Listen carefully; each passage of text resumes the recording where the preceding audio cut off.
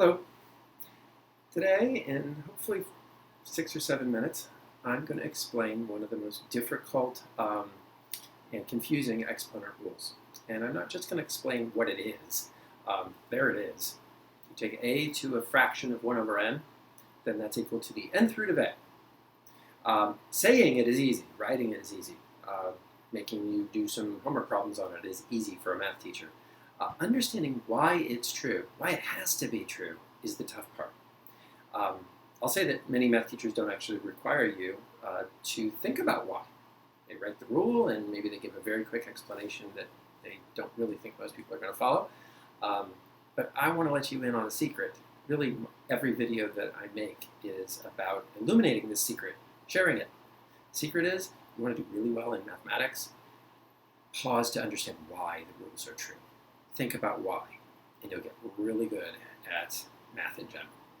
So here's the reason why a to the 1 over n has got to be defined as the nth root of a. Here's the general answer to the question. The answer is, if we didn't do this,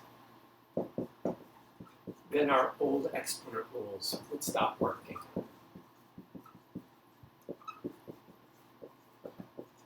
If we don't do that, if we don't make that definition, it's going to turn out, and I'm going to show you why this would happen.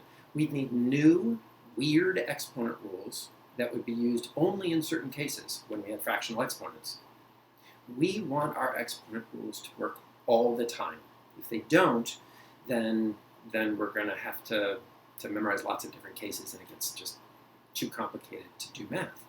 We need our old exponent rules to work. So, for example, let's consider the simplest example of an n value here, of 2. The simplest fraction I can think of is a half.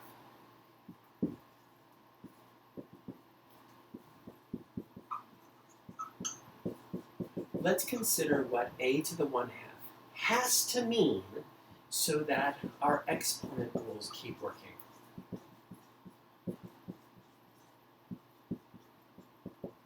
Forget for a moment this rule.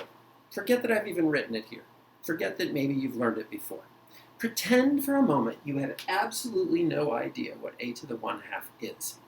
But what you do have is you have trust that whatever it is, it's got to keep working with all the old exponent rules. So we need that if we take a to the 1/2, whatever it is, if we multiply it by itself, we need the old exponent rules to keep working.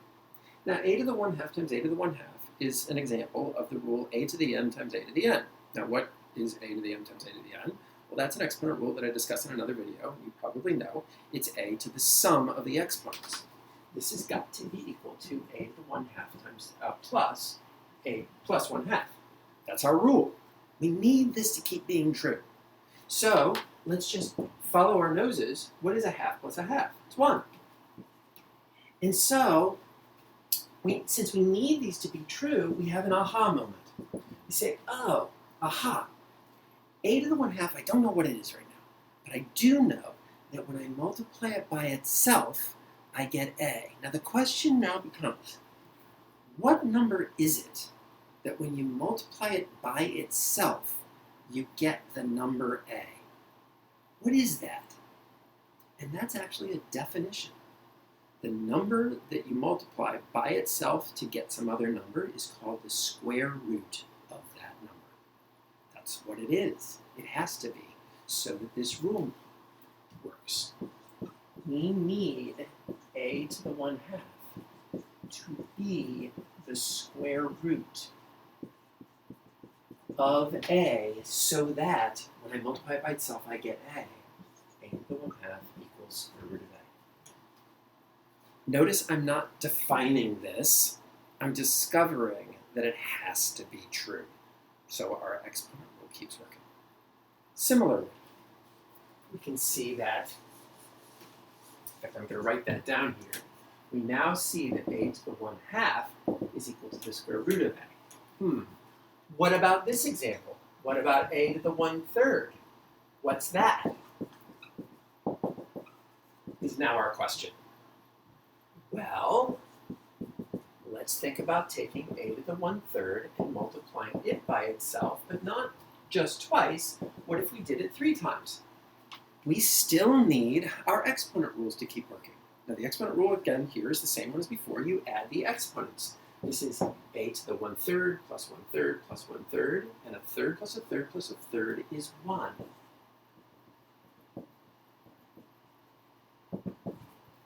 And so again, we have an aha moment.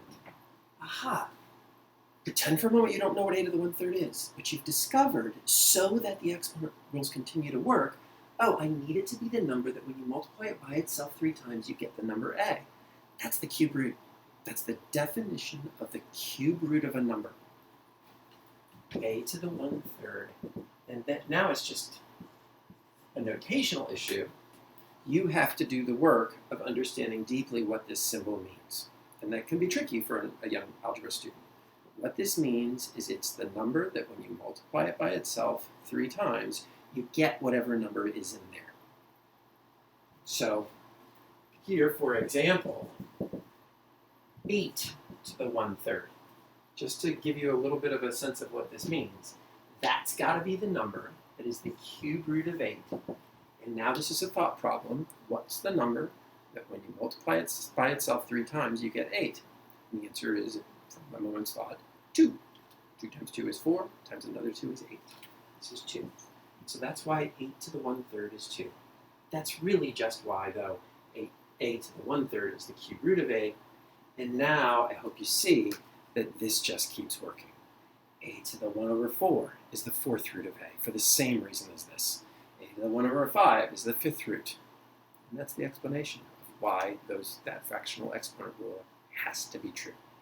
And again, the main thing to really hold on to here is the generalization here. If we didn't do this, our old exponent rules wouldn't work. So I suggest you practice these and that you continue to think about why they have to be true. I hope that helps.